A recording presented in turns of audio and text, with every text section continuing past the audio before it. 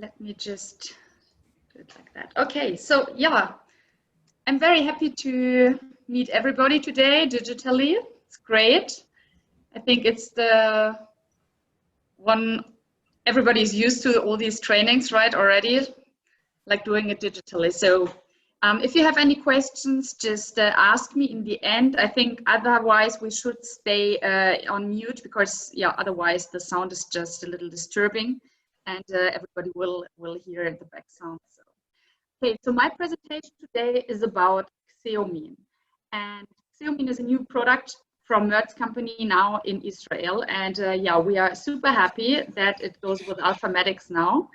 And I want to provide you today with all the information about XEOMIN, which has been gathered in the past and which makes a great difference to other products on the market so far. And I would like to explain it to you. And please, if something is not clear, please ask me at the end. And first of all, our disclaimer, like always, it is important that you please do not take videos of this presentation or take pictures of that, because I will provide some pictures. Later on, I'm sure that Alphamedics will provide you information about the presentation if something remains unclear. My name is Dr. Alexandra Schulz. I'm a board-certified plastic surgeon in Germany, and I work for Merck Pharmaceuticals and Aesthetics as a medical expert for the whole product portfolio. So if you have any questions, don't hesitate to ask me, not only about this presentation today, not only about XEOMIN, but you have access to the whole product portfolio. So if anything is in discussion, if you have anything to add, please contact me, because this is super important for us, and yeah, we need your support as well. We know that patients today request combined treatments. So all of them, they want to not only to use toxins, but fillers as well. And so you need a wide product portfolio. And for that reason, we are super happy that Alphamedics today provides the whole portfolio of Merck. And XEOMIN is the last product which was introduced in Israel. At this point, I want to mention that XEOMIN and Bokutur, they are the same substances, but XEOMIN in some countries is used for therapeutic reasons and Bokutur for aesthetic reasons. So don't be confused when if I mention Bokutur in my presentation, it is like the same like XEOMIN. So some studies are based on Bokutur, some studies are based on XEOMIN, but all these studies mean the same for both products. So don't get confused about that. I want to mention it at this point. Bokutur and XEOMIN are super important products in aesthetic procedures, and toxin procedures are belong to the most important procedures on the aesthetic market. We know that, and yeah, there are great numbers for the use of Bokutur. So Bokutur has a 10-year history, and it is a very successful product. And for that reason, I want to share our expectations with this product with you. Why is Bokutur or XEOMIN, why was it designed? I think this is very important to understand. And the father of XEOMIN, he is called Jürgen Frevert. So he's really the godfather of XEOMIN. And he is the head of botulinum toxin research, and he's still today working as a consultant for Merck. So why is it so important? Why did this researcher start to work on a new product called XEOMIN? Why was it necessary? Because when he started to invent XEOMIN, there were already toxin products on the market. We have to have a look back at his history, because Jürgen Frevert, he worked in the 1980s as a postdoctoral researcher, and later on he started to work for a competitor company, for Allergan, and he worked on their toxins. And after a while, he was thinking about all the problems which happen with these kinds of toxins. So he saw the side effects, and he realized that proteins which are part of the Botox, which were part in these days of the Botox product, they were causing problems and side effects. And for that reason, he was thinking about the ideal product, the ideal toxin.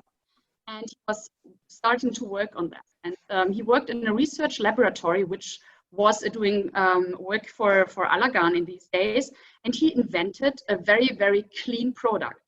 And he wanted to share his research with the company, and he wanted to sell it to the company, but in these days they were not interested in that. But Merz was interested in his research, and for that reason he started to work for Merz company, and he was developing XEOMIN with Merz. The idea, this is very important to understand, the idea was to develop a very clear and pure product, because he realized in the 1990s there are a lot of problems, and they are based on proteins which don't have any additional use, but they are part of the toxin. And for that reason, he started to work on XEOMIN. So with Merz, he developed this product, and yeah, we still have him as a consultant for the company. So at the moment, we have 3 aesthetic botulinum toxin brands in the Western market. These are the products, I think all of us know them. We have the Allergan products, Vestabil Botox, we have Absolute Dysport, and we have Bokutur XEOMIN from Merz. As I said before, they are the same product, but in some countries there are differences in the indications. And of course, as we know, there are other companies which start to introduce products in the market. Of course, due to Corona, there is a delay in these new products. But yeah, just to make the whole picture complete, we have to mention them. Yeah, my question again, we learned about Mr. Frewerts already. And we know that he wanted to develop a product which is completely pure of complexin proteins. But after he developed this product and after this product was introduced in the market, it is still important to understand why this product is important in the market. So why should a doctor use XEOMIN, and why should they not go with the old product in the market? And I think sometimes it is very important to have a look at the success of a product. If you have a look at the success of XEOMIN, you realize that this was the last product introduced in the market. The 2 other products, Dysport and Botox, they were introduced long before that. And it was the last product introduced in the market with 1 indication. It was the second product, the second toxin, which came with 2 indications, but it was the very first product which in the end came in the market with 3 indications. And if you have a look at the indications in the areas which you are officially allowed to treat with the toxins today, you will see that glabella, crow feet, and forehead lines are officially only allowed to be treated with the Bokutur XEOMIN. So neither with Botox, neither with Dysport. Yeah, and I want to dig a little bit in the idea of toxins. So XEOMIN, Bokutur, what is the reason for that? What is the basis? The basis, of course, is the botulinum neurotoxin. And there are different strains which have been identified and different serotypes, type A to H. And yeah, if we have a look at them, we'll see that only type A and type B are allowed for treating humans. And the 3 main products on the market, Bokutur XEOMIN, Botox Vestabil, and Dysport Absolute, they are all botulinum toxin type A. Botulinum toxin, how does the molecule look like? It consists of a light chain and of a heavy chain. And this is the only molecule which we need. Only the light and the heavy chain are needed for the effect of the treatment. And this is what Jürgen Frevert, when he was starting to develop XEOMIN, had in mind. He realized we only need this. I want to show you a short video. I think you know some of these parts, but some parts can be important. For example, if we start with how we have to dilute the product. So later on we come to the doses, but if it is about how to dilute the product with saline, there is an important difference between competitor products and XEOMIN, because we have to turn the bottle around. The process of producing XEOMIN leaves the product all over the vial. So if the doctor does not turn the vial around, they will not have the effect of the whole product, because they will not not the whole product will get in touch with saline. This is important. And the next important aspect is what the neurotoxin, the light chain and the heavy chain, what do they do after injecting them in the muscle? We know that it is about acetylcholine, and both parts of the neurotoxin have a different meaning.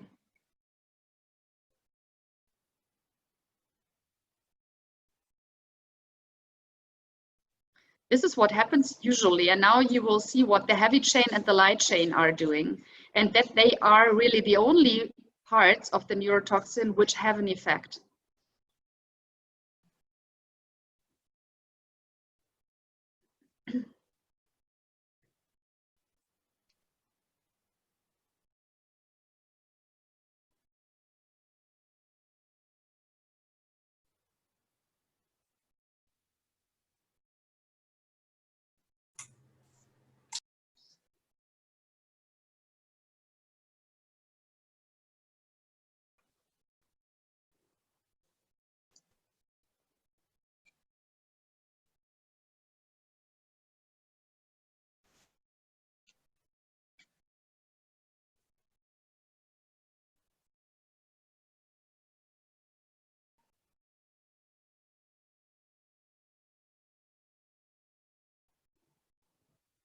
Good.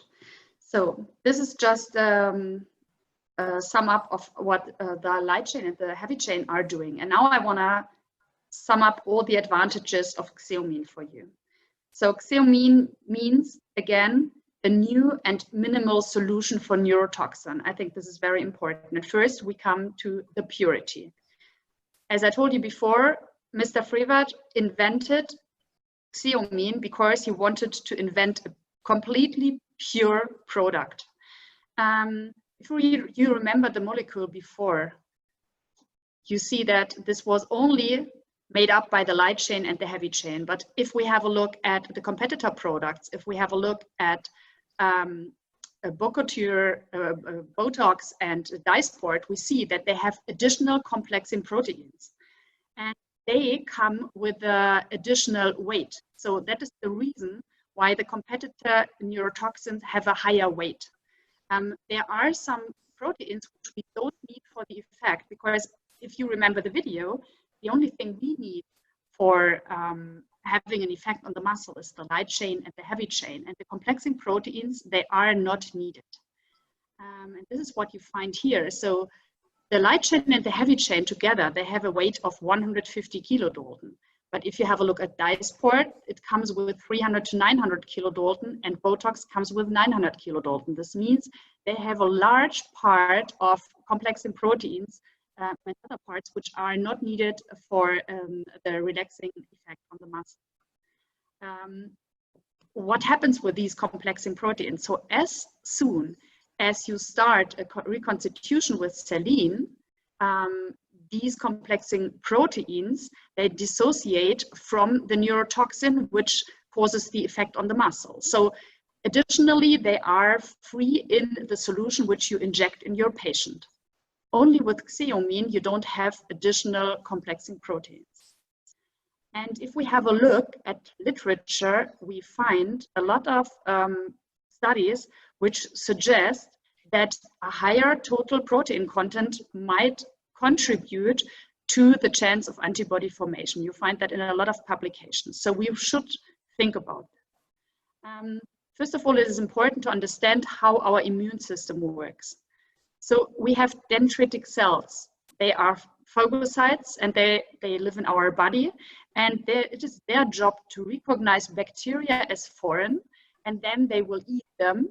And then they share this information with other cells. So as soon as they find a bacteria, they eat it, and then they have it in their body, and then they present the information to T cells.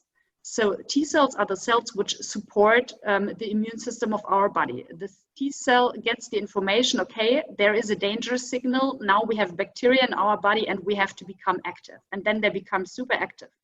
And what happens is that the C cells themselves, they start to activate the B cells of the immune system by presenting the bacteria, parts of the bacteria. And the B cells themselves, they do two things. First of all, they activate plasma cells, and second, memory cells. So plasma cells, they produce antibodies, and these antibodies, they use them to fight against the bacteria. But on the other hand, they activate memory cells as well. And memory cells, they are the memory of our immune system. So they remember bacteria was in our body, and we always have to fight against this bacteria as soon as it comes again to our body. So they store this information for a very, very long time. And this is the problem, and this is the idea of our immune system. So the question is, if we inject a neurotoxin, this is not a living bacteria, but why does it work in the same manner? The active part of the neurotoxin, the heavy chain and the light chain, they cannot activate the dendritic cells, but the complexing proteins, they can do that. And as soon as we have complexing proteins, the dendritic cells will realize there is something foreign in our body, and they will start and do their job. And this is the problem. And if you have a look here at Dysport, Botox, and XEOMIN, you see that XEOMIN itself only consists of the heavy chain and the light chain. And if you dilute the different parts of the neurotoxin, you see that there are a lot of additional parts which we find in Botox and in Dysport. For example, flagelline in Dysport. Flagelline can be very successful in activating autoimmune diseases as well. Yeah, and you have a lot of additional proteins which you do not need. And only XEOMIN is super pure and only consists of the heavy chain and the light chain. And this is what you find here as well. So competitor companies, they sometimes claim, they say, okay, have a look at your product. If you have a look at our product, you see that we have 5 nanogram or 3.5 nanogram of protein in 100 units, for example, of our product, and you only have 0.44. So you have less protein. Yes, this is true, because we don't need all the protein. We don't need the complexing proteins. In XEOMIN, you only find the active protein.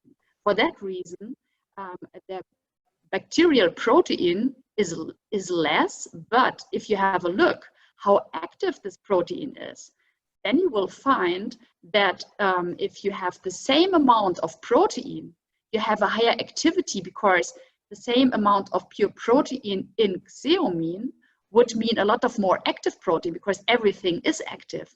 If you compare it to the same amount of pure protein from Botox, for example, you see that within this, there are a lot of complexing proteins which don't have any activity. So for that reason, the activity is higher if you have a look at the same amount of product. And it does not matter that we do not have the same weight of protein in a certain amount of units, because we only have active protein. This is the same what you find here. So the protein load might be less, the weight of protein, because we don't need all the complexing proteins, but the activity is super high. And this was something which other companies became aware of as well. So we talked about Botox before, and for Botox, company realized already in the 1990s that they have a super high protein load of proteins, which only make problems, which only cause problems, which only activates the immune system, and which don't make any positive difference, which are not active for the purpose of the product. And for that reason, in 1995, there was a lot of money invested in the development of a product which less protein load. And you see still the weight is much higher as it is for XEOMIN, because still the product is better, the protein load is lower today. And this means that there are not so many complexing proteins in the product anymore, but still much more complexing protein than in XEOMIN. if you compare XEOMIN to both other competitors on the market, the protein load in these products of complexing proteins is much higher. But by this development, you see that the competitor became aware of this problem as well. And there were a lot of publications in the 1990s about that problem, but still the product is not 100% pure. Yeah, and if you have a look at how the products look today, you see the red part here is the active protein, and the blue part is the complexing protein part. And you see that it is much more than double amount of the protein weight is complexing protein. Only for XEOMIN, you find that the active protein is the same like the complexing protein. And again, as I said before, the dendritic cells, they don't realize the active part of the neurotoxin, the heavy change and the light change. This is not, if this is presented, this is not, this does not work as a danger signal. But a lot of complexing proteins and flagellin, they work as danger signals. So this is why they start the activation process of the dendritic cells. And if you compare it to something which is very, very in public in these days, I think you can compare injecting toxin to vaccination. So today, you know, we all talk a lot about vaccination in Corona times, but it is the same with injecting toxin in a patient, because what we do is we administer a dose, and we administer this dose repeatedly. And by administering it again and again, we can activate the immune system and immune reactions. And we know that complexing proteins are proteins which we don't need for the therapeutic effect. They are able to present antigens, and they can induce an immune reaction. And in the end, this can lead to partial or even secondary complete treatment failure. And yeah, for that reason, this is something which Jürgen Frevert realized when he was working for that company as well. And this was the reason why he invested a lot of energy and a lot of his time to work on a product which is completely pure. Because what he had in mind is to work on a product which does not have the danger to lead to partial or complete secondary therapy failure. Okay, so now I want to start the second part of my presentation. And first of all, how I want to build it up is that I want to face you with some sentences which I hear a lot in daily practice. Because a lot of people are working with competitor products, and they have a certain idea about which product is better and how are the difference between the products. So I want to start with certain ideas about all these products. And second, when we talked about that, then I want to have a look at literature, because on all these topics, there are a lot of myths, you know, in our daily business, but there are studies in literature. And therefore, I looked up a lot of studies in literature for you. And you don't have to note it down, because I prepared an overview for you. For each topic, which I will discuss now, there is a list of publications, and I will share it with you later on, and you can have a close look at them. And if you have any questions, you can always come back to me. And yeah, I can even provide you with more literature, but I think these are the key publications on the topics, which I will discuss later on. And yeah, in the end, I will sum up everything like a super clever medical nerd can do it. Yeah, just at the end, I will sum up each topic. And let me start now. My first myth is that some doctors say that they never saw immunity in their patients. So first of all, we have to discuss this topic by thinking about therapeutical use of neurotoxins and aesthetic use.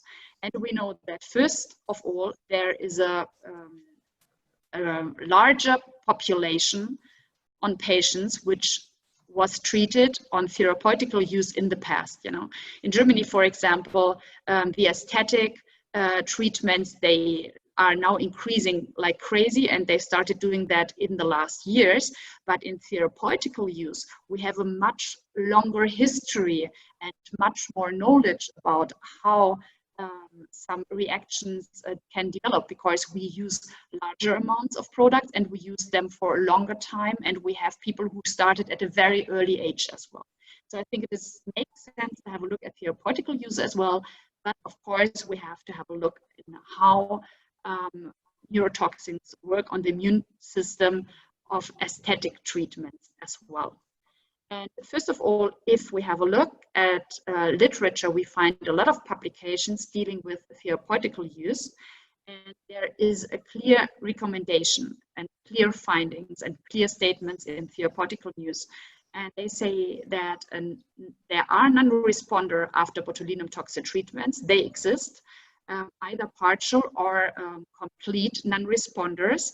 And this is based on the formation of neutralizing antibodies via the stimulation of dendritic cells, as we said before, and the activation of T cells and B cells, as we said before. So you find a lot of material in literature about that. And in Germany, we have this official guidelines how to use certain procedures, and there is a guideline for botulinum toxin treatments as well. And in these official guidelines, it is said that the therapy failure, which can be expected, is between 2 and 5%.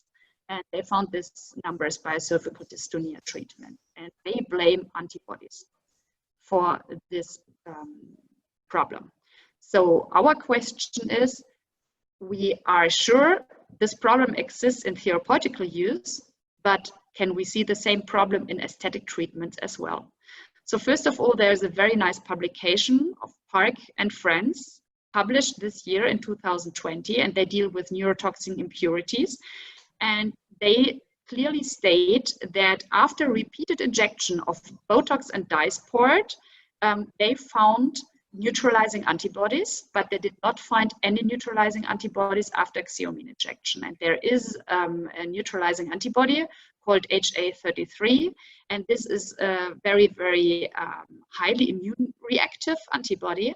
And yeah, if we can minimize this antibody, we minimize the activation of the immune system as well. And they state that a long-term repeated injection, like a vaccination, might lead to reduced efficacy of the neurotoxin treatments.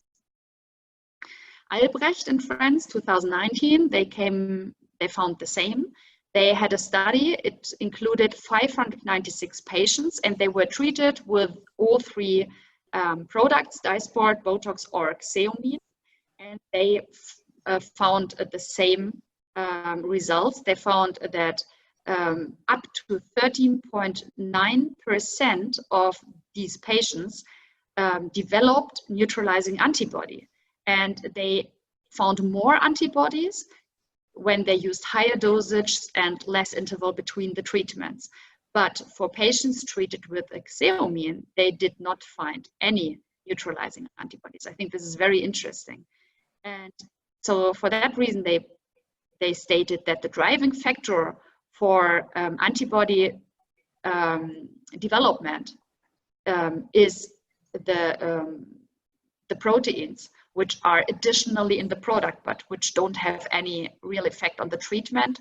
And that a good solution for this problem is to use XEOMIN, because XEOMIN does not consist of any complexing proteins.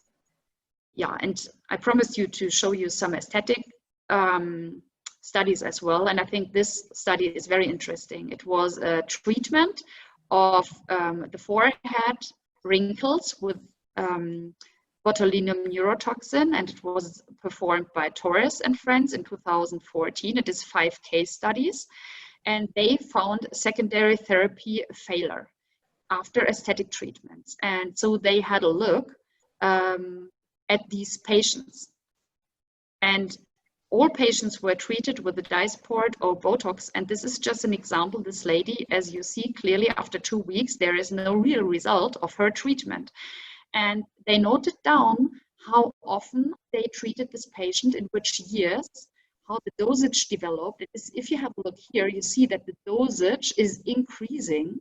So this lady needs more and more units of Dysport, but at the same time, the duration of the effect is clearly decreasing. So in the beginning, she was fine for 6 to 8 months, and now it is only fine for 3 months. So this is a typical example for a secondary treatment failure, and this happens in all 5 patients. It's a very nice paper. And Dressler and friends in 2010, they had a look at how long it might take for a secondary therapy failure to occur in an aesthetic procedure.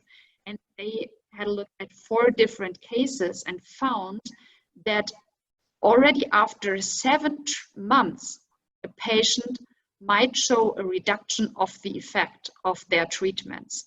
This is very interesting. And here in case 2 and case 4, it only needed 3 or 5 injections to cause a secondary treatment failure in these patients. So there are, I want to sum up, there are some examples in literature for this problem, and all the authors, they come to the conclusion that this is based on neutralizing antibodies.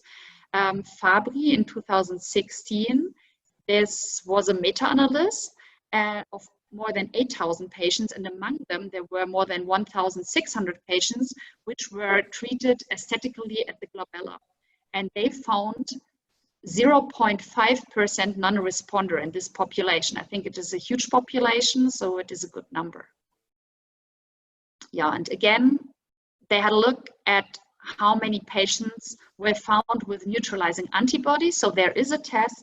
If you have a patient like that in your clinic, there is the possibility to have a look at the number of these neutralizing antibodies by a very simple test. And they found that 1.1% developed neutralizing antibodies, but only 50% of them were really in clinical appearance non-responder. But I still think this is quite a huge number. Yeah, and Park and friends in 2020, they stated in the end that the best approach is for this problem is to prevent the development of neutralizing antibody formation from the start. And how can you do that? You can do that best by not using a product which will induce the production of neutralizing antibodies, of course. And yeah, I was talking about Dysport.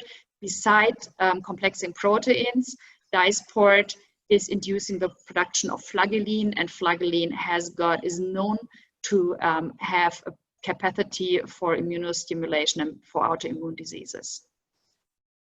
And yeah, they come to the solution that XEOMIN is a good product for that because it has the lowest protein load. We talked about that. Compared to other products, it might appear like there is less protein in the product, which is not true because there are simply no complexing proteins, but it only consists the active neurotoxin without any inactive components. And this is everything that you need.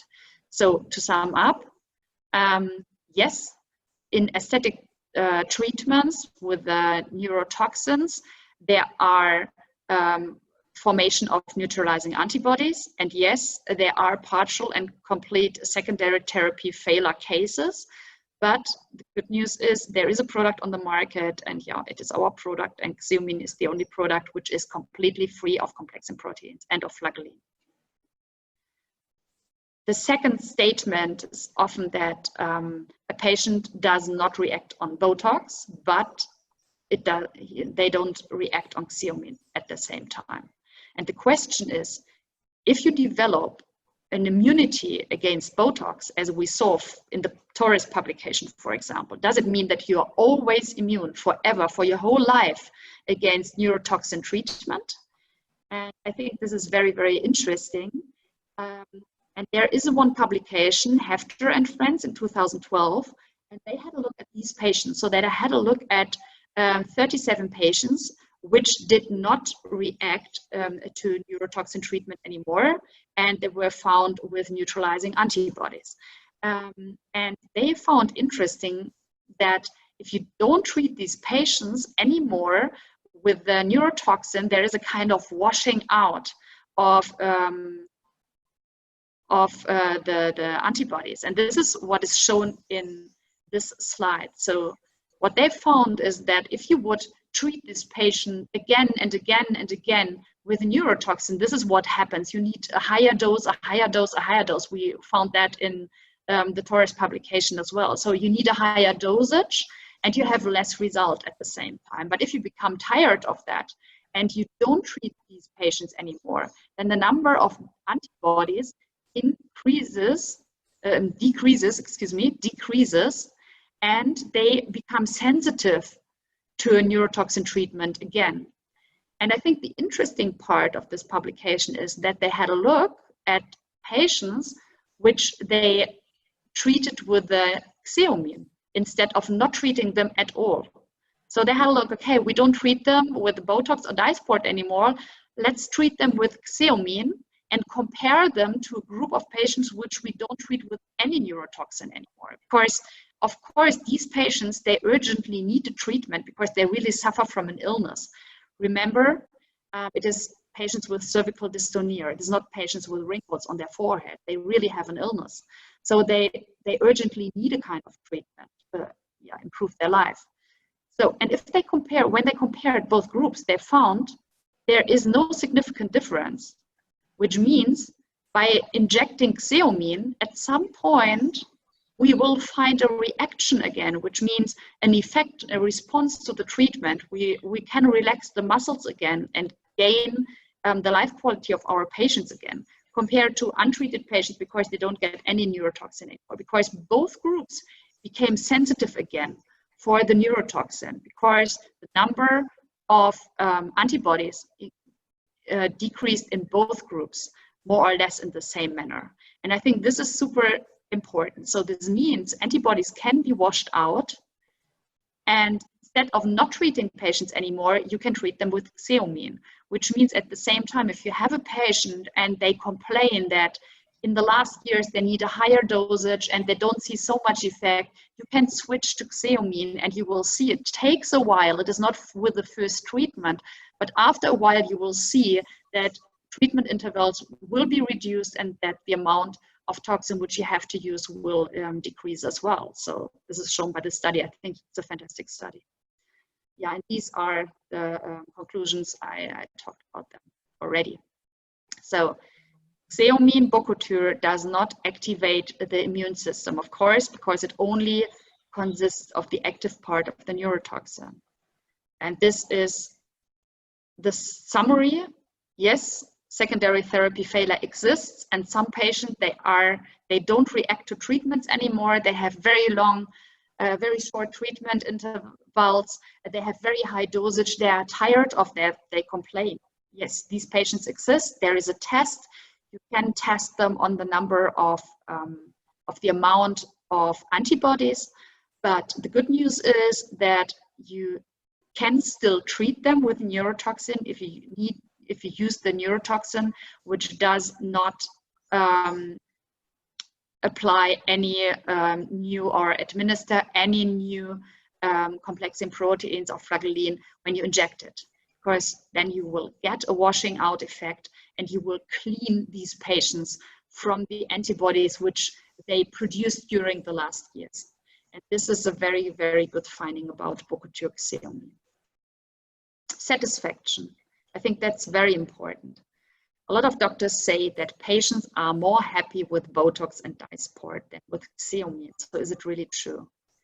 And I think, yeah, first of all, we have to think about and have to have a look how happy patients after XEOMIN treatment really are. And there is just a basic study. I just want to go through that very, very quickly. So Chow and friends in 2019, they found that after XEOMIN treatment, nearly 100% of the patients were satisfied. And this was the same for patients treated for the first time with the toxin at all, or for patients which switched from one product to the other. It was a clinical study, retrospective, based on questionnaires, and altogether 55 patients were included. Yeah, and here you can have a look at the patients, the naive patients and the switch patients. And there was no statistical significant difference between the groups, and they did not find any adverse events. So this means XEOMIN works. And patients reported an effect of the treatment even after 120 days, which is more or less 4 months. And if you have a look about how the product works, of course, as they measured the effect on the MERZ score baseline, which is a certain baseline for the glabellar fold treatment, and they started with all patients being around MERZ score 3, which is quite a heavy wrinkle appearance in this area. And all of these patients, they found best effect after 14 days, which is the maximum of the effect, and then up to 120 days, of course, slightly the effect is reduced again, but still after 120 days, most patients reported that they can still see some kind of effect. Praga and friends published a study in 2012, and they had a look, they evaluated the difference between XEOMIN and Botox in patient satisfaction, and they found that there is no statistical difference in the treatment dose, which is needed for both products, and that there is no statistical difference in patient satisfaction. And altogether, 1,256 patients were included in a multi-center study. So it is not just a private practice study, it was a multi-center study, 21 centers in Germany. And all patients were treated 2 or 3 times with a Dysport, XEOMIN or Botox. Yeah, and this is what they found. So there was neither if patients had a product change or had no product change, there was no significant differences in the dosage needed, and the satisfaction was equally. And the majority of the subjects were happy with both treatments, and even the physicians were happy with both treatments. And for both treatments, they found no adverse event in the study.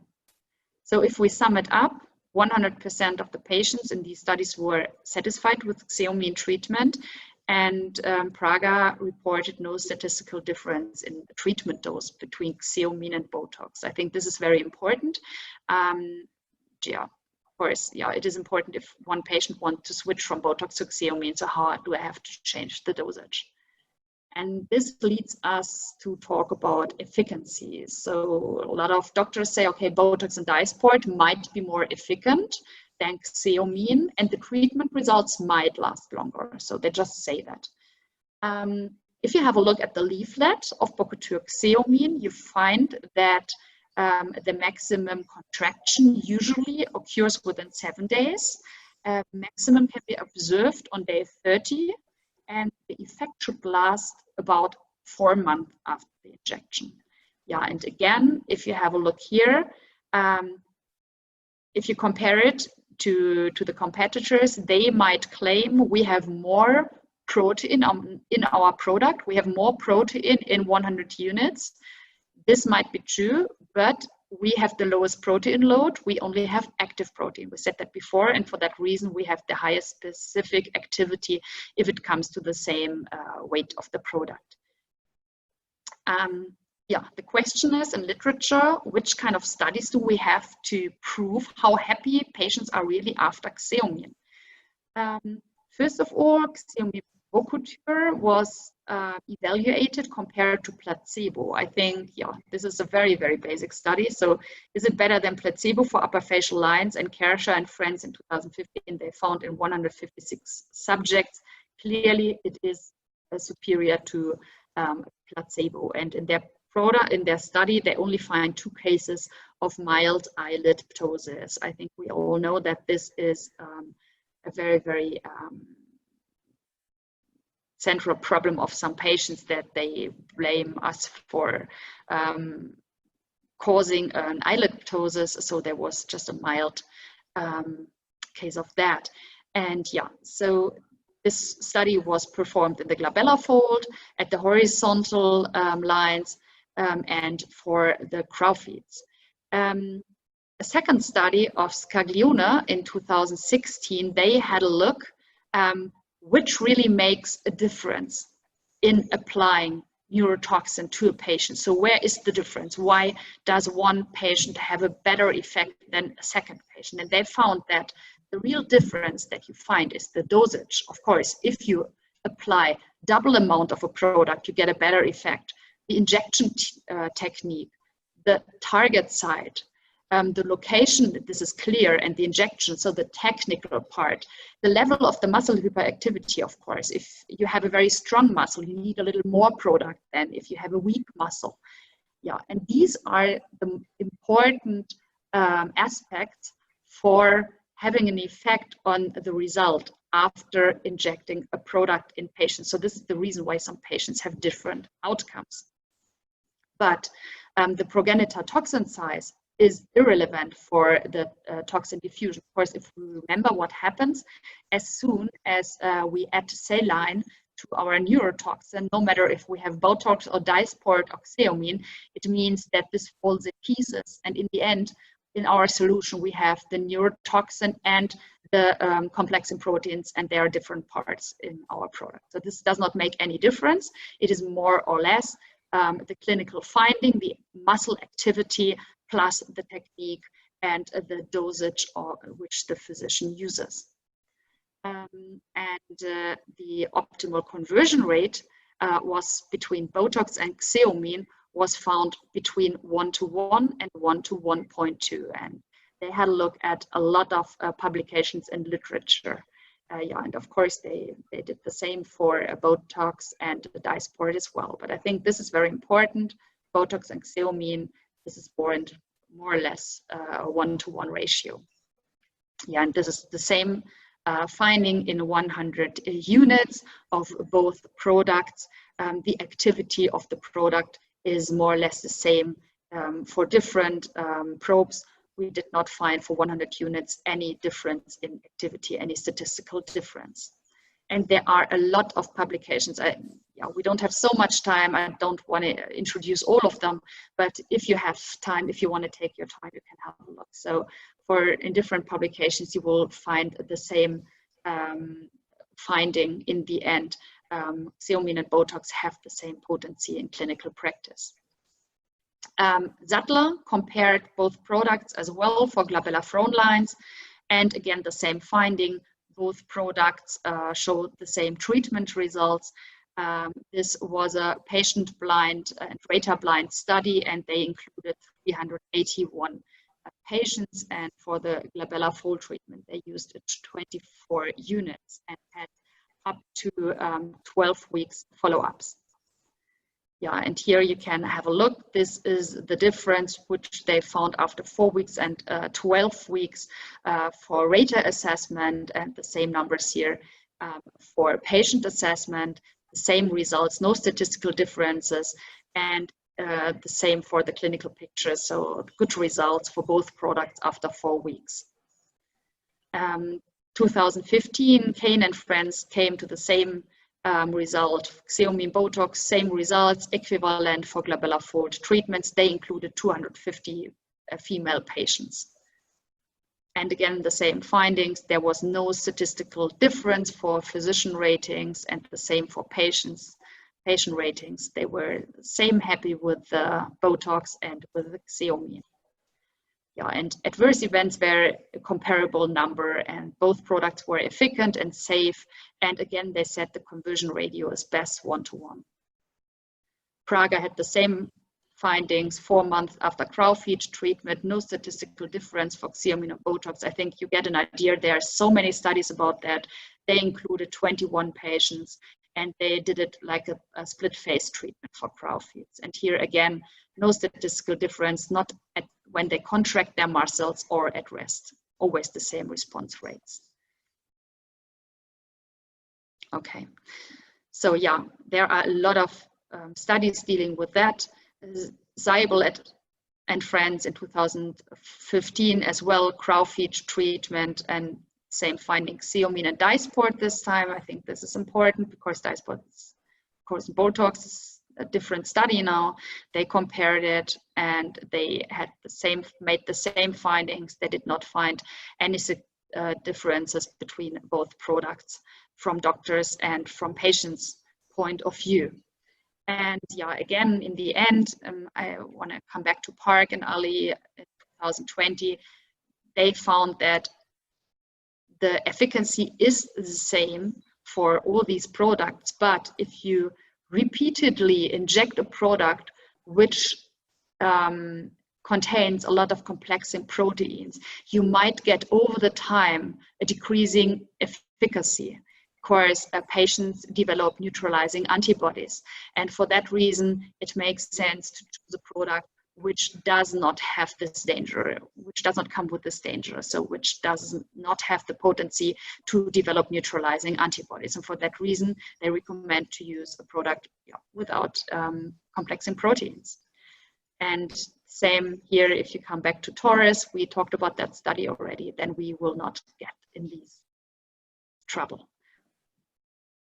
So if we sum it up, Botox, Dysport, and XEOMIN. So for all three products, there are comparisons, both in therapeutical and for aesthetical use. And there are a lot of studies in literature, and all of them find that the response rates are comparable, the satisfaction is comparable, the potency is comparable as well, adverse event and tolerability are comparable as well. But the advantage of XEOMIN is that we don't have a risk of decreasing efficacy. So no matter if we treat a patient 3 times or 30 years, the risk of secondary non-responders is very, very low. I would not say it is 0 because there are, if you digest a botulinum toxin and your stomach gets all about that, you can develop antibodies as well. But by injecting it as a neurotoxin, by this way, the risk of causing secondary non-responders is minimized by using XEOMIN. But there is a realistic danger for developing these antibodies if you choose treatment with Botox and Dysport, and this is what you can see in literature as well. Another statement is that the dilution of the product has an effect on the efficacy of the treatment. And the question is, how do we have to dilute XEOMIN to get the optimal outcome? So if we have a look, we will see that different doctors dilute the product differently, and there are different recommendations to dilute the product. And the question is, does it make a difference? There are different studies which compare it. And Loring and friends in 2013, they recommend both for Botox and for XEOMIN to dilute it between 2 and 2.5 milliliters saline per 100 units. But this was a consensus panel. And in this consensus panel, there were even 3 members of the consensus committee, and they usually diluted with 4 milliliter of saline. So who's right? Do they have worse outcomes? And there is a study of Muti, 2017, and they summed up in the end that the dilution of XEOMIN has no effect on the treatment efficacy. And what they did, I think it's interesting, they included 40 patients, and they had 2 groups, and one group had a dilution 50 units of XEOMIN reconstituted with 1.6 ml, and the second group had a dilution with a 0.55 ml. And they treated these patients and found that there is no statistical difference. So you can choose the amount of saline, and you will not get a difference in response. And no difference in adverse events as well. And I think this study is very interesting because it compares XEOMIN, Botox, and Dysport, asking which product is less spreading. Of course, some users, they say that XEOMIN is a very precise product. And for example, if you treat the eyebrow area, you will have less risk of apoptosis. And the question is that true? So what they did is they had 3 different groups, and they used different products for these different groups and compared them, 29 patients all together. And the injection volume was always the same. And they found that obviously XEOMIN is more precise because the product does not spread as much as the other products did. And they measured that by having a look at the area of anhydrosis, because we all know that we can use toxins for the treatment of hyperhidrosis as well. And of course, we get anhydrosis in certain areas, and they simply measured how large the area is where they find anhydrosis in the end. So this means the product does not spread as much with XEOMIN. For that reason, you can use it more precisely than the other products. I think this is an interesting finding with the Alexandra, Yeah.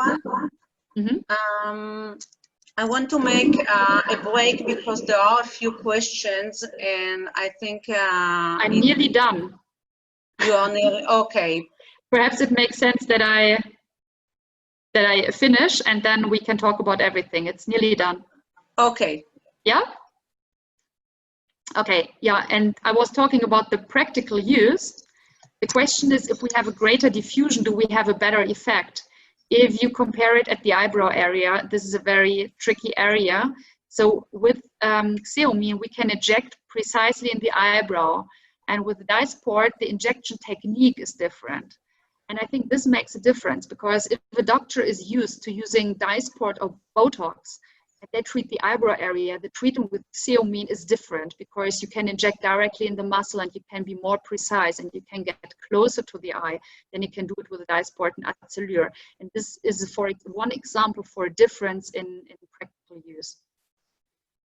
Okay, so the summary is that the dilution of XEOMIN has no effect on the treatment efficacy, but XEOMIN is more precise, which allows you to work more precise on your patients as well. And the last thing I want to talk about is convenience. I think for some doctors, this might be an advantage, because usually Botox, Dysport, they have to be stored in the fridge.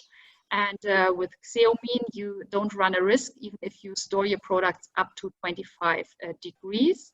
And even if you have the problem that sometimes they get exposed to higher temperatures, you will not lose the activity of the product. You see here, if you would store them at 30 degrees, you can still use them for 18 months and still find a result. This is very important, and this is a good advantage. So you don't have to make sure that the cool chain is always kept. Yeah. When do you lose the response of botulinum neurotoxins? Just to sum up my whole presentation, by developing neutralizing antibodies, this makes sense, because this is starting an immunological resistance. And of course, then patients can develop a secondary treatment failure, depending on how often they get treated, or depending on which high doses they are treated and how long they are treated. Of course, if the toxin is not placed correctly, if the dosage is suboptimal, this makes a difference. The higher the dosage is, this has an effect on the treatment result as well. Denaturation is very low with XEOMIN, because you can store it at higher temperatures as well. And of course, errors in reconstitution are super important. Just think about, this is completely different. If you use competitor products, you just have to fill them with saline. If you use XEOMIN, you have to turn the whole vial around. Okay, and my last slide. This is something which we discuss about a lot, because when it comes to a doctor who used a product, a competitor product, Dysport or Botox before, and when they are starting using XEOMIN, and they are following the manufacturer's instructions, then they might find a difference, because I think all of us, we develop our individual treatment protocols, right? So I think none of us really sticks to the manufacturer instructions. And this means we start to treat our patients individually. We have a look at the muscle activity. We don't treat hyperactive muscles like we treat very weak muscles. So we change our dosage. And of course, when we start treating the same patients with XEOMIN, we have to adapt the dosage to the individual needs of the muscle activity, for example, as well. So no doctor will stick completely to the manufacturer instructions, but they will start over the time to develop the individual treatment protocol. But in the very beginning, when they start with the manufacturer's instructions, there will be some differences, because for the old products, they were used to use that and have their own protocol. And now they start with instructions which are the same for all patients. Of course, you cannot compare that. So even for XEOMIN, they have to start with their experiences and they have to develop their individual treatment protocols as well. And I want to keep that in mind. If a doctor just points out, okay, I had good results and now I don't have good results, then they should think about which kind of protocol they are using. So they have to adapt this protocol to the individual needs of their patients as well. Yeah, I think there are a lot of advantages of that product, clear advantages, and there is a lot of proven literature. And yeah, I want to share all the literature with you, and this is the end. And now I have a lot of time for questions.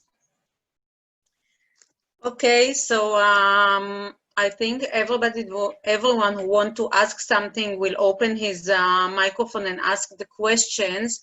Mm-hmm. Or there is a chat in the, oh, okay. I think it's better like that. So if anyone wants to ask something, this is the time.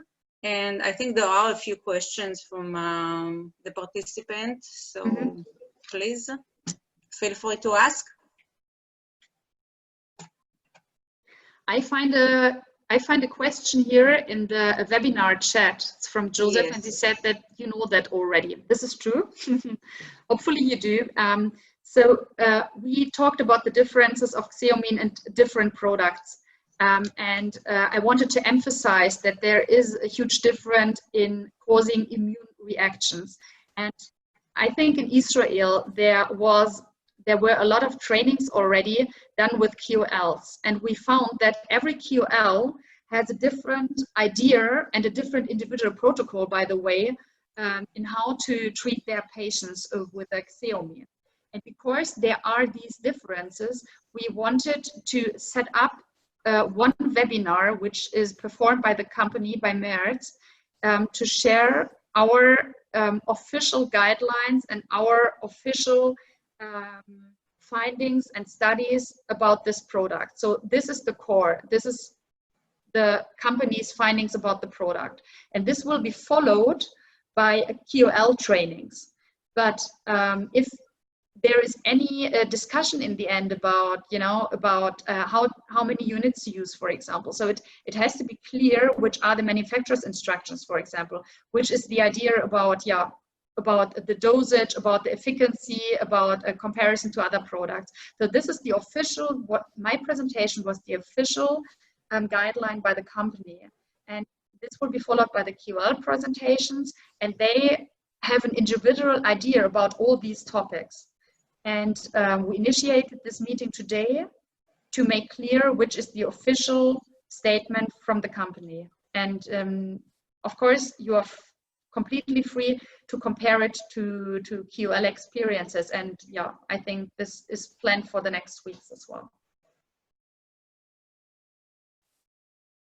And the next question, I cannot read it. Of course, it's in Hebrew. Yeah, it's not a question. It's I ask if anybody have any questions. So this is the time to ask.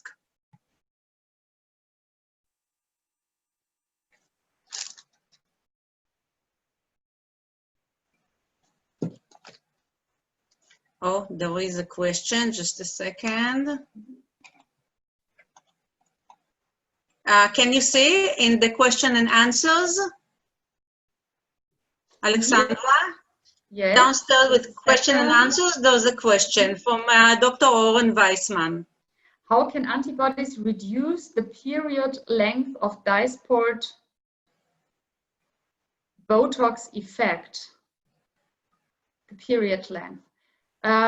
Yes, in the end, the problem is that if you inject a certain amount of toxin, but the toxin does not work completely because you have these antibodies, then you can compare it to just injecting part of it. So you don't have the whole dosage. This is what happens in the end. And for that reason, you have to increase the dosage because your receptors are not so sensitive anymore. For that reason, you need a higher dosage over time. This is the reason. And yeah, and they can influence the amount needed. This was my answer, but not the time period. So we know that, for example, if we treat a patient with half of the dosage, we get an effect which is not this effect, not as much effect, but it does not last for the same time, right? This is what the Korean products, for example, they have in mind. They come with much higher dosages now. And of course, you get a longer lasting effect by that as well. So if you reduce the doses, you reduce the effect and you reduce the period length of the effect as well. And this is the same problem when you inject a product and you have more antibodies, then you reduce the effect, but at the same time, you reduce the period of the effect.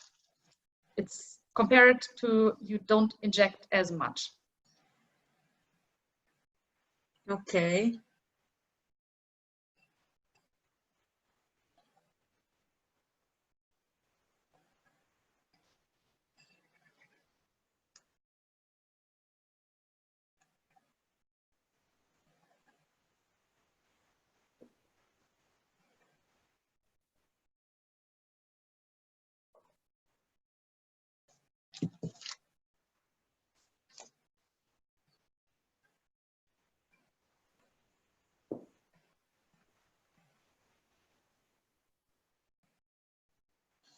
Just a second.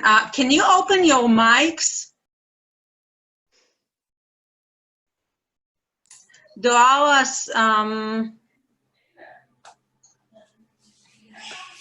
And for practical training, I think you already have a practical training with a QL in mind, right? So there was an announcement for Israel, isn't it? Tal? What was your question? Sorry? No, I think you already have a schedule for a practical hands-on training in Israel, isn't it? With a QL. I'm not sure. I think so. I know that. Okay, I just asked Nissan to open the mics for everybody that they will have a direct conversation with you. Mm-hmm.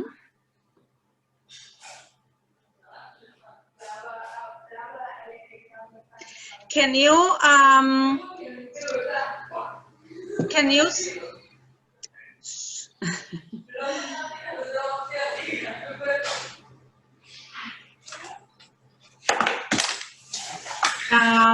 Alexandra, can you tell what is your protocol working with XEOMIN? Because I know that you're working with XEOMIN for a long time, for close to 10 years.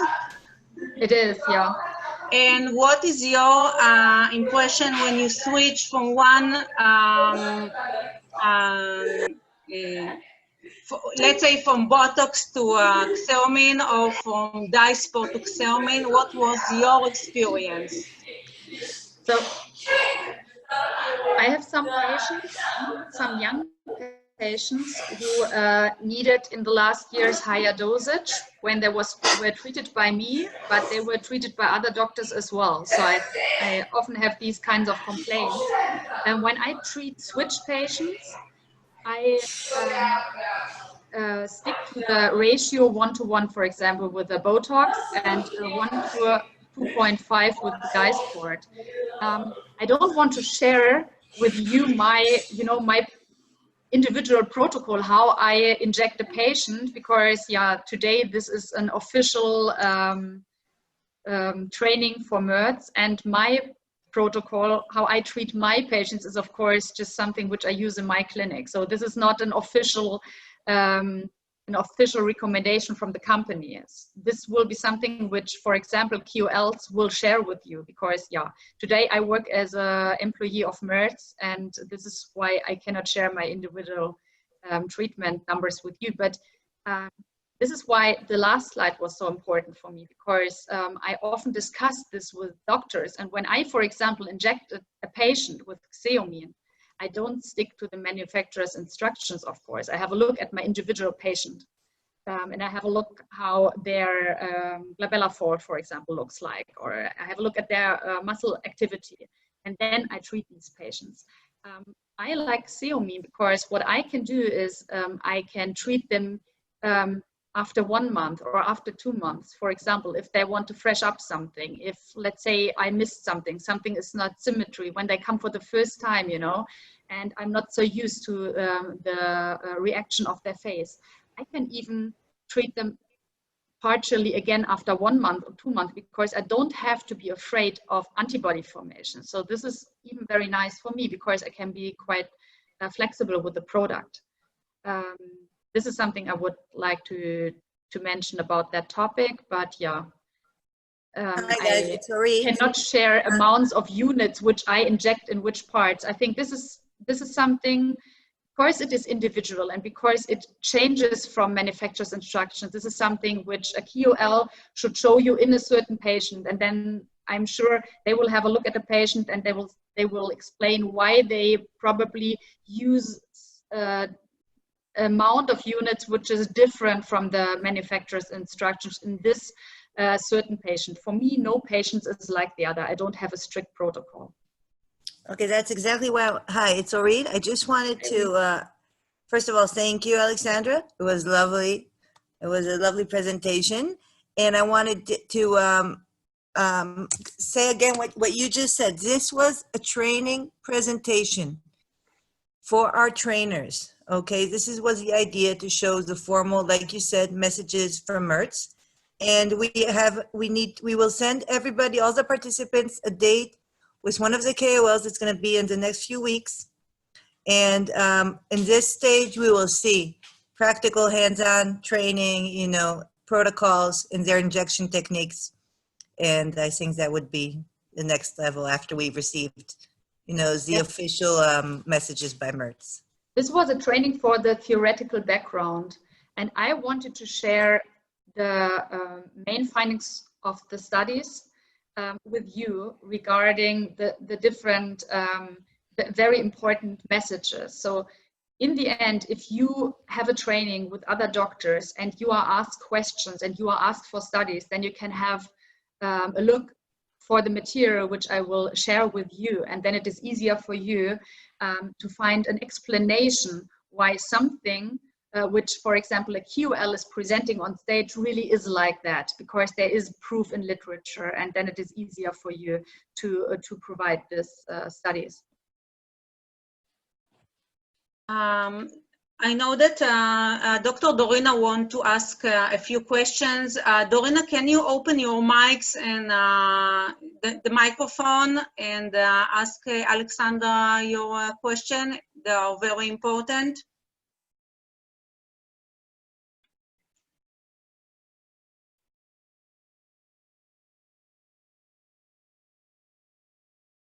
Dorina, can you hear me?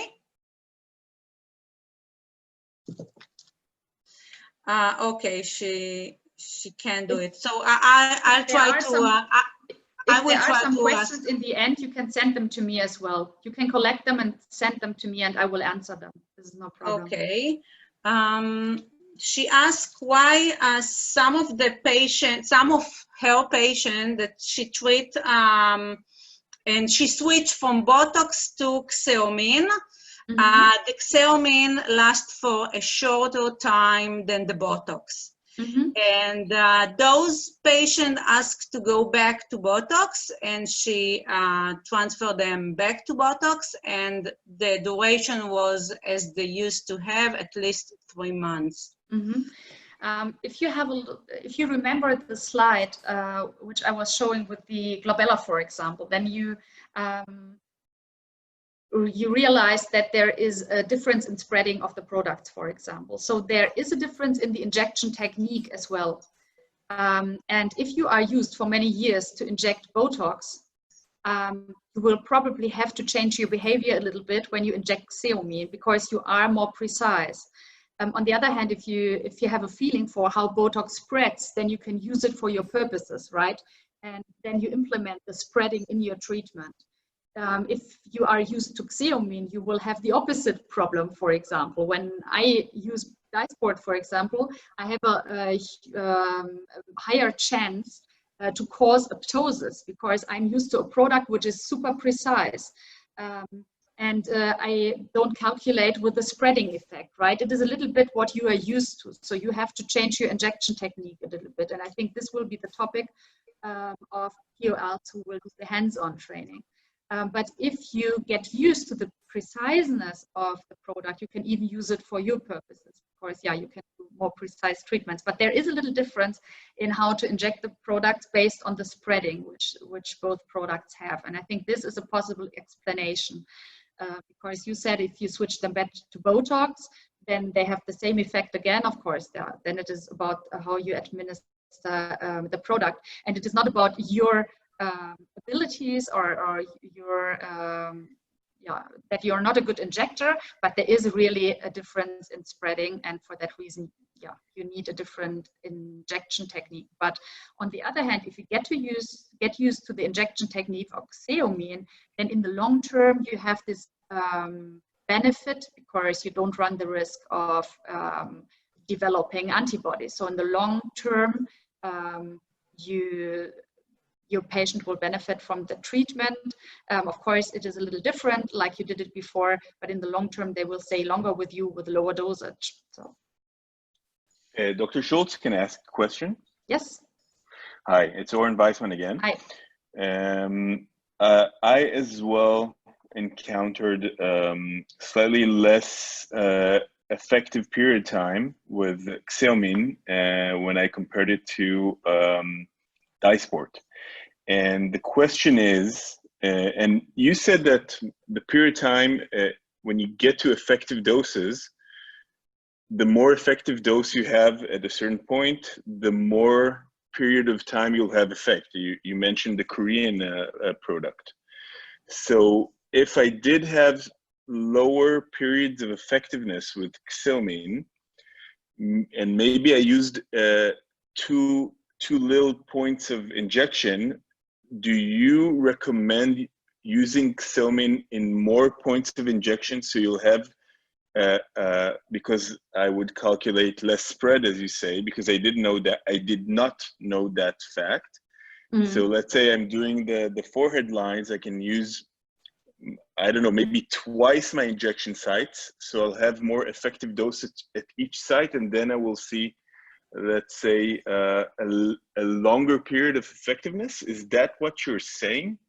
So the effectiveness, the standardized protocol showed that the effectiveness is 100% the same. And if you think logically about the theoretical part, which I was starting my presentation with, this makes sense because it is the same neurotoxin. There is no difference between the products. So it has to be the same.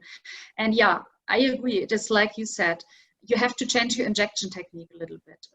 So if you are used to Dysport and you have a forehead line, then you probably, because you have so much experience in treating it, then you calculate the spreading effect just by your experience, And if you have a second small line, you know that the product will spread and will go to the second line as well. If I would treat the same patient, if we would do it in 2 rooms blindly, and if we would compare it and just draw the injection points, then I would probably draw an additional injection point and probably just use less products in both injections.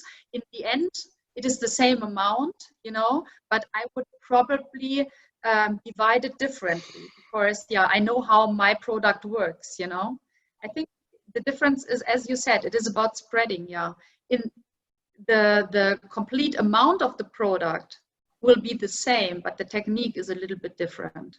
Okay, thank you very much. This is a very important advice. I did it. It's interesting because I did it the other way around. I tried to use other products just to see, and I really had the other kind of problems. So I caused apoptosis, for example, in patients where I never caused apoptosis, and I used exactly the same technique, like I was used to use it with XEOMIN, and this was in the end my proof. So I think I would not be a good Dysport user, because since 10 years I'm a XEOMIN user, and I love the preciseness, you know. And in your hand, it works for about 4 months. Yeah, it does. Okay. For sure. Okay. Oren? Ken. Yes. Usually, hi, Alexandra. Hi. Wie geht's? Sehr gut, wie geht's dir? Alles in Ordnung. Guten Abend aus Israel. mein Eltern ist aus Deutschland, so mein Deutsch ist sehr gut. Aber das ist wirklich sehr gut. Das ist sehr schön. Wir können hier reden, keiner kann uns verstehen. ja, ich weiß. Aber I will make it very short. Oren. Okay. Ja, das sprechen Sie Deutsch. Inject to the muscle. Inject to the muscle. The only difference is, as Alexandra said, you need to inject more deeper with XEOMIN. Inject directly to the muscle. Because if you're injecting like you're doing in Dysport and Botox, because of the spreading effect, you will have like less effective result. But I want to, Alexandra, I'm sure that you know, but there is in dermatologic surgery about 2 years ago, there was a comparison between all the Dysport, Botox, and XEOMIN. It was sponsored by all the companies, and it made by Jeffrey Dover and Gary Monag. And they checked exactly all the points that you said. And there was only 2 differences. One was the difference in immunity, but immunity, you need to have a dosage usually which will be more than 4,000 units to 7,000 units, depends on the clinical trials. And the other one was regarding to migration. They were not sure if it's really migration, because they checked if there is an issue about Dysport and XEOMIN and Botox. This was about Botox, I mean, if I'm not wrong, but they showed that Dysport has a little bit more spreading than all of the rest.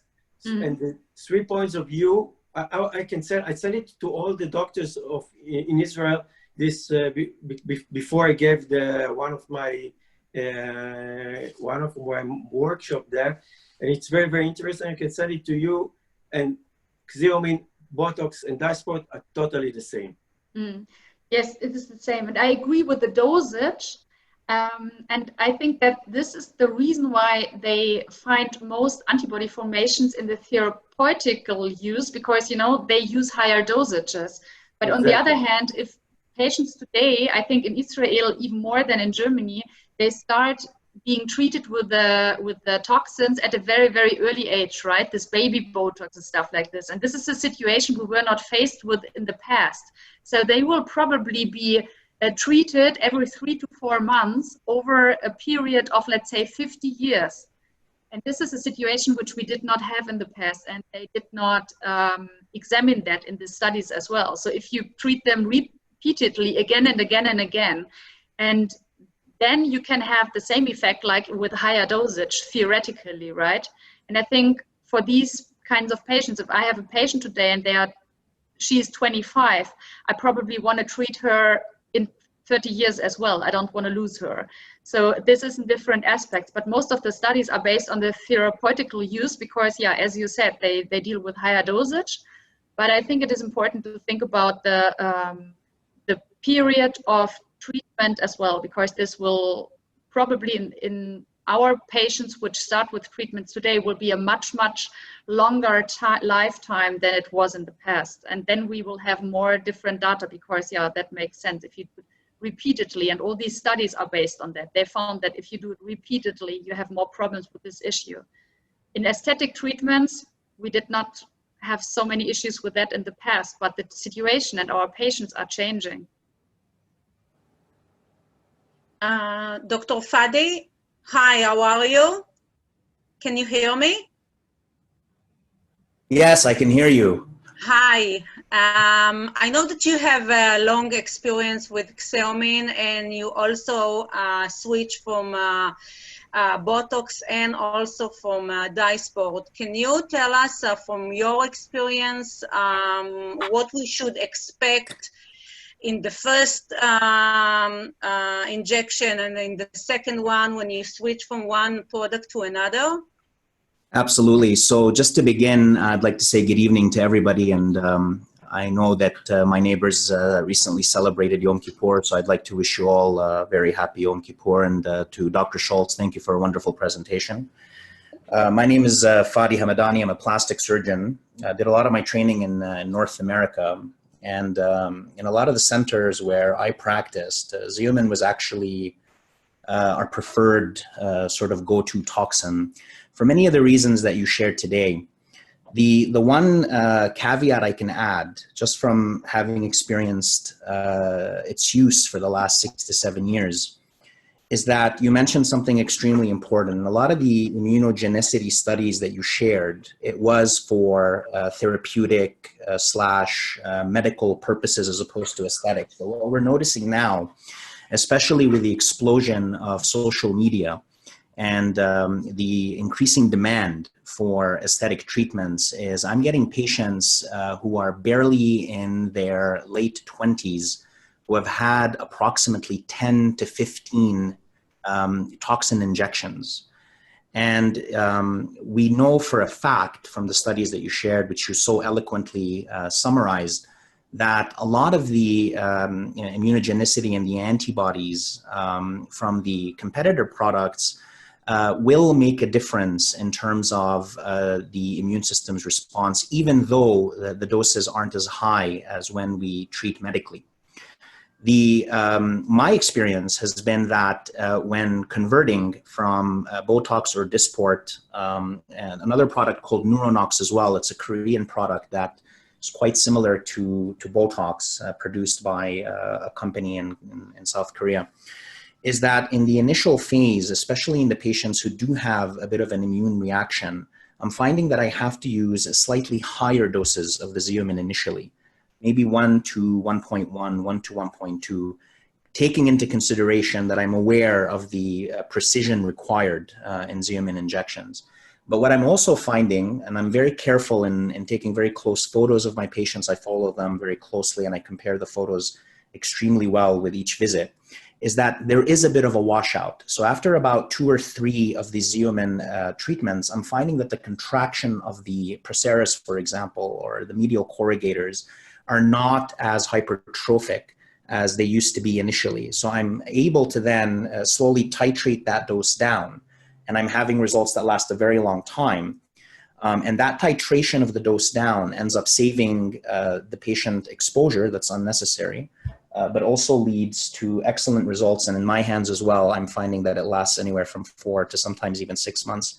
The second point I'd like to make, I have quite a bit of experience in hair. At the DHI, which is the institute I belong to in Athens, we use XEOMIN quite a bit for androgenetic alopecia, which might be an indication that is not standard, but we use it quite a bit because we found that the use of botulinum toxins leads to sebum overproduction reduction. So reduction in the sebum overproduction is blood flow to the scalp. We have found slightly better results using XEOMIN, probably because of the lack of extra proteins, which is probably reducing the immunogenic attack in the perifollicular environment and leading to somewhat better results. So I agree with you. I think it is a technique dependent issue, but I also feel that we have to take into account people are getting injected more. There is probably a higher amount of antibodies around. And then as you are switching them, you just want to factor that in the first few injections.